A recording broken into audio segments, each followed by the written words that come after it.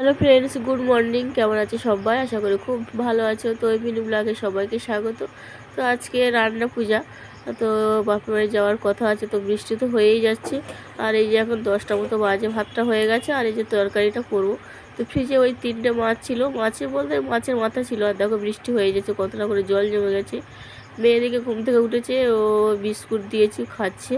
আর সবজি ছিল ওই যে পুঁই শাক ছিল, আর ওল আর আলু কেটে নিয়েছি, তো ওই একটাই তরকারি করব। তো দেখো তরকারিটা হয়ে গেছে। এদিকে মেয়ের একটা মিশোতে জামা অর্ডার দিয়েছিলাম। তো আমার মেয়ে ওই যে কালারটা পছন্দ করেছে, ছোটো মেয়ে। তো দেখো ওই প্রজাপতি পিছনে আর দারুণ জামাটা। তো আমার সব কিছুই আছে, এই যে জাদুকাঠি, মাথায় একটা সুন্দর ওই যে হেয়ার ব্যান্ড আছে। তো এই যে মেয়েটাকে পরিয়ে দিয়েছি, আর দেখো ও পরে যে কতটা খুশি হয়েছে কি বলবো। তো নেটের জামা হলে কি হয়, ভিতরে কিন্তু সুতির কাপড় আছে। 320 টাকা নিয়েছে, কিন্তু জামাটা খুব সুন্দর হয়েছে। ভিডিও ভালো লাগলে লাইক করে আর চ্যানেলটাকে অবশ্যই সাবস্ক্রাইব